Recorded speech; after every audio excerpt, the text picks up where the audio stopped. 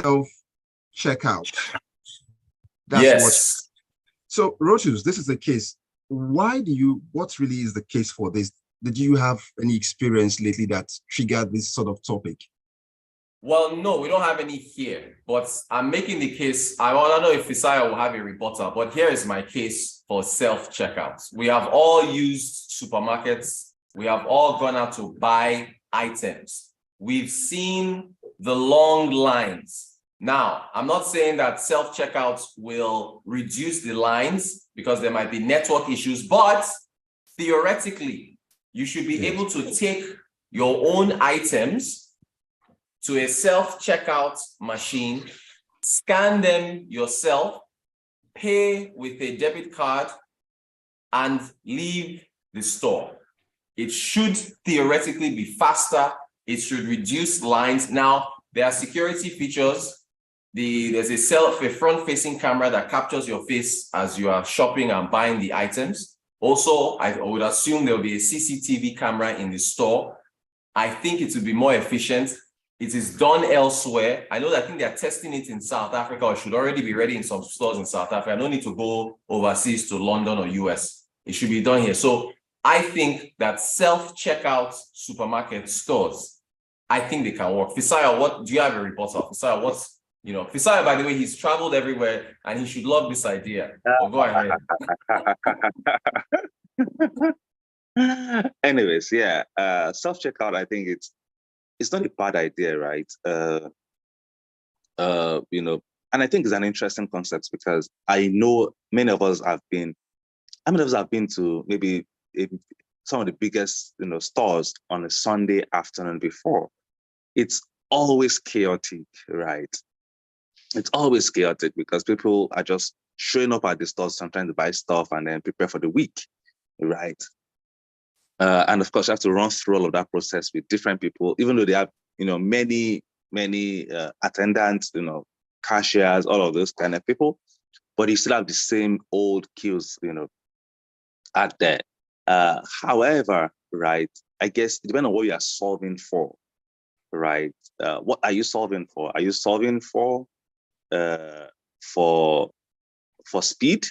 Are you solving for theft? Are you solving for so what exactly are you solving for, right? But depending on what you're solving for determines, what strategy that you're going to take in employing, whatever, self-checkout system you want to deploy. I remember seeing the Amazon one. I think the one you shared today was Walmart, but I remember seeing the Amazon one where you don't have to physically even go to a checkout. As you enter the store, your face is recognized as a customer, right? Because you probably have you have to maybe scan yourself in or something like that so that, you're already a customer. And as you are picking from the stalls, like from the stalls, right?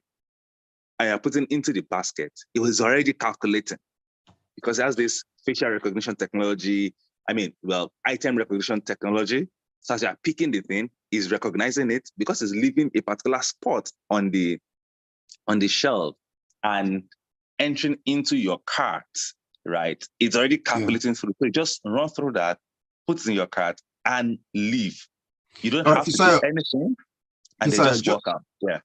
Just a moment here. I just want to get the listener, to know that they can also be part of this conversation also. If you're listening right now, we'd like to know what your thoughts are. Nigerian supermarkets should test self-checkout. Just let's get those messages onto WhatsApp on 0809 444 0981 will be there for us to read the messages. Now let's get on to the other issue of the challenges. First, here we are still trying to grapple with technologies, the recent one being the issue of a BVAS, IREV, and here you are throwing this one again in. So someone listening right now will say, Rotus, are you living under the rock in Nigeria? We are yet to understand this one. First, let's even convince the owners of the supermarkets. Trust issues. How can we solve trust issues? Why? That really, Why are you bringing up Vivas and Ira? These, well, you said self-checkers, and these are just basics now, and then you are going straight up. So let's I know. Are you trying to annoy people by bringing up Vivas and Ira? you went there first. You let them. You told them I was going to run for office. So why don't we just begin to throw these things into the cat also? Okay. Go ahead. Okay. So yeah, look, that is INEC is incompetent. I don't know. We're talking about for-profit supermarkets here that That's are self-checking making too. money. Yeah, but the thing is, a supermarket that is trying to make profits and is trying to be as efficient as possible is not going to be as incompetent as INEC because they want people to have a seamless experience and they want people to buy things and leave. But I mean, but that's a good point. You do bring up a good point that if we can't even get Vivas and IREV, which is just to take a simple picture of a polling unit's results and upload it to a server. If you can't do that one, how can you do self-checkout? I think there are two different things. I think we can these are for-profit companies and they can make it work. But Fisayo, what do you think? I mean, I totally agree. I mean, INEC is total incompetence that will make you struggle to take a picture of a piece of paper and upload to server immediately after the poll has closed. Like it is total total incompetence. That shouldn't happen, right? That shouldn't happen, anywhere under the earth. But I also think that some of these things, there's this some of this might be by design, right? So it's not. Yeah. We can be here and say it's incompetence, but it can also be by design. So the incompetence we're talking about is by design, right? So it was designed like that so that you can have opportunity to change, maybe to update, if things are not going the way you like, you can decide to change them. I think those might be the issues. But basically, like Rosa said, these are for-profit organizations because if you've understood retail, the margins are actually very tiny, right? The margins are so tiny that you have to figure out a way to be the most efficient person running the business so that you can make some profit or anything. So if you can reduce, a few people from your workforce because of the technology, that's something. Again, you have to look at the cost benefit analysis to be sure that yes, the cost of the technology and the cost of the people, behind it is probably going to be, it's worth it for you. But if that is the case, then you can figure out a way to do it efficiently and move on with that. So yeah. Just let me come in here. Well, early messages just coming in here. I've got some Kunle here who says that thing Fisayo just talked about will check shoplifting. Imagine the item leaving the shelf but not entering the cart. Wahala. That's what Kunle has said.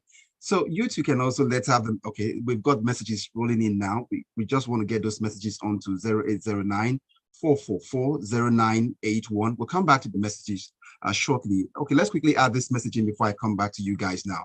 Now, it says, this one's from Ola Olonge. It says, there is a startup looking to onboard a solution called Jump and Pass. You can scan a barcode on entry to the store, which takes you to a web app. You can scan every item you pick up and it gets added to your cart. When you finish shopping, you pay via the web app with your card and then exit. The barcode is generated on your phone. This barcode gets scanned at the door by store staff to verify the items you have picked and what you paid for. That's what it says from Ola Olonge. Now, you intend to get people out of job, Rotus and Fisayo. That's bringing us to the challenges now. You want to first it was bringing machines to come take up the jobs of humans. And now you are getting apps now to take up the jobs of humans and machines now. Let me even add it. Wait. Let me give another one. Even last week or 2 weeks ago, I said that we should have self-checkout, fuel stations. We don't even need fuel. That one, I'm even removing those jobs as well. People who pump fuel into your car. You should drive in and buy your own fuel. There shouldn't even be somebody there. So add that one too.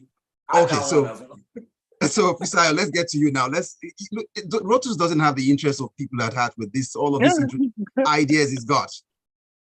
Yes, I think that again. I think I also mentioned it last week. Right, for the US, for the many developed markets, right, using technology like this, is good because labor is actually very expensive. So that's why they outsource, some of their, menial jobs outside of the US, and people are to send it to China because, again, to make some things in the US with the labor cost, minimum wage of, say, maybe $8, federal minimum wage of $8 per hour.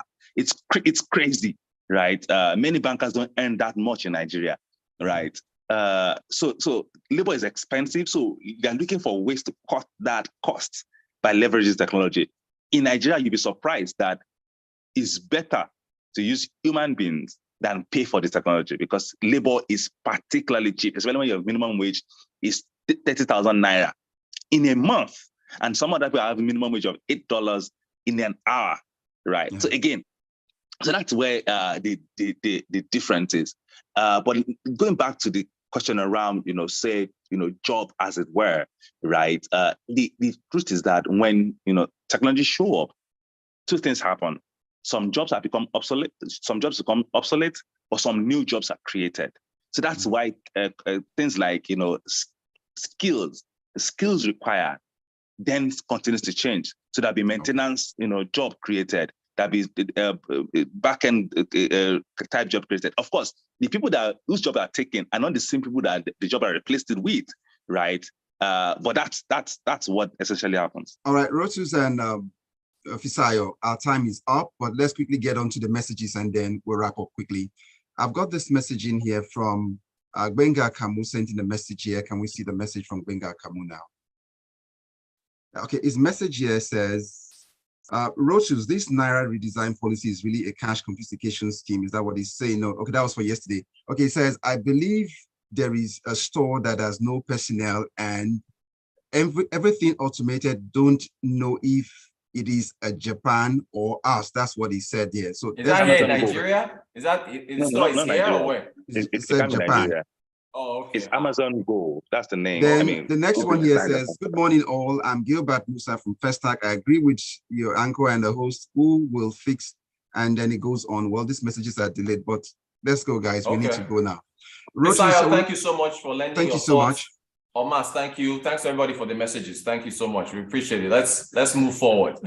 And this is how we wrap up the show. It's been Business Express, the Tech Friday edition of the show. Join us next Friday for another, well, somehow crazy ideas coming from Rotus. Just